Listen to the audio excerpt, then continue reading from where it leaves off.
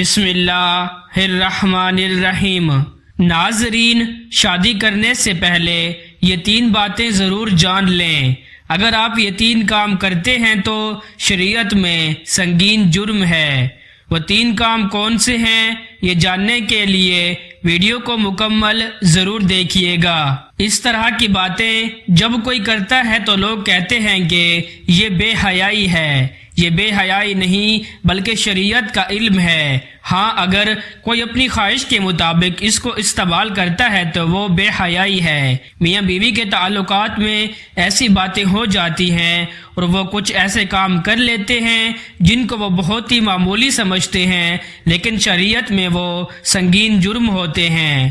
ناظرین، آئیں جانتے ہیں میاں بیوی کے تعلقات میں ہونے والے 3 کام جن کو معمولی سمجھا جاتا ہے لیکن وہ شریعت میں سنگین جرم ہیں۔ پہلا گناہ جس کو میاں بیوی کے درمیان معمولی سمجھا جاتا ہے جبکہ شریعت میں یہ سنگین جرم ہے، وہ یہ ہے کہ عورت کا بغیر کسی عذر کے شوہر سے طلاق کا مطالبہ کرنا۔ صحیح جامع صغیرہ کی روایت ہے، آپ صلی اللہ علیہ وسلم نے فرمایا، بغیر عذر کے خلا لینے والیاں اور اپنے شوہر سے چھٹکارا حاصل کرنے والیاں، گھر اجارنے والیاں، یہ اس امت کی منافق ہیں۔ دوسری روایت میں فرمایا، جس عورت نے بغیر کسی سبب کے اپنے خاوند سے طلاق طلب کی، اس پر جہنم واجب ہے اور یہ جنت کی خوشبو نہیں سونگھ سکے گی۔ یہ کہنا، یہ عذر پیش کرنا کہ میرا خاوند مجھے پسند نہیں ہے یا اس کی انکم بہت کم ہے، میرا گزارا نہیں ہوتا اس لیے مجھے طلاق چاہیے، یہ کوئی شرعی عذر نہیں۔ دوسرا گناہ جو میاں بیوی کے درمیان معمولی سمجھا جاتا ہے وہ یہ ہے کہ بیوی کا اپنے شوہر کو ہم بستری سے انکار کرنا، اپنے شوہر کو اپنے نزدیک آنے سے روکنا۔ جامع صغیرہ میں روایت ہے، آپ صلی اللہ علیہ وسلم نے فرمایا، جب شوہر اپنی بیوی کو ہم بستری کے لیے بلاتا ہے تو عورت پر واجب ہے کہ وہ فوراً اپنے شوہر کی بات مان لے، ماں سوائے شرعی عذر کے۔ شرعی عذر کی وجہ سے بیوی انکار کر سکتی ہے، یعنی ایسی کوئی شرعی مجبوری، مثلاً حیض، ماہواری وغیرہ ہو تو وہ ایک الگ بات ہے، لیکن اگر شرعی عذر نہیں، آپ صلی اللہ علیہ وسلم فرماتے ہیں کہ وہ عورت فوراً اپنے شوہر کی بات مان لے، خواہ وہ اونٹ کی وہ سیٹ جس پر بیٹھ کر سواری کی جاتی ہے اس پر ہی بیٹھا کیوں نہ بلا رہا ہو۔ خواتین، اس بات کو مد نظر رکھیں کہ جب اس معاملے میں کوتاہی ہوتی ہے تو انسان دوسری جگہ اپنی خواہش پوری کرنے جاتا ہے اور یہ بات پھر بیوی برداشت نہیں کر سکتی، اس لیے شریعت نے اس معاملے کی اہمیت بیان کی ہے۔ صحیح بخاری کی روایت میں ہے کہ آپ صلی اللہ علیہ وسلم نے فرمایا، جب شوہر اپنی بیوی کو ہم بستری کے لیے بلائے، اگر بیوی انکار کر دے اور شوہر ناراض ہو کر سو جائے تو جب تک وہ شوہر سوتا رہے گا تو فرشتے اس عورت پر لعنت بھیجتے رہیں گے۔ تیسرا گناہ جو میاں بیوی کے درمیان معمولی سمجھا جاتا ہے لیکن شریعت میں وہ سنگین جرم ہے، وہ یہ ہے کہ حیض کی حالت میں اپنی بیوی سے ہم بستری کرنا، یہ ایسی جگہ سے کرنا جو کہ غیر فطری ہے۔ آپ صلی اللہ علیہ وسلم نے فرمایا، جس شخص نے حیض والی عورت سے ہم بستری کی، یہ عورت کے پیچھے جمع کیا تو وہ شریعت کا منکر ہے، اس نے شریعت کا انکار کیا، اس پر کفارہ کا حکم دیا اور یہ بہت سنگین جرم ہے۔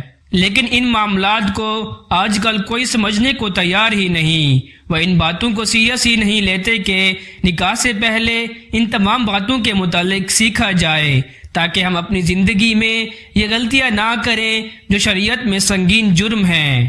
چوتھا گناہ جو میاں بیوی کے درمیان تعلقات میں عام سمجھا جاتا ہے لیکن وہ سنگین جرم ہے، وہ یہ ہے کہ کسی غیر محرم عورت کے ساتھ اکیلے میں ملاقات کرنا اور کسی غیر محرم عورت سے ہاتھ ملانا، یہ بہت سخت گناہ ہے۔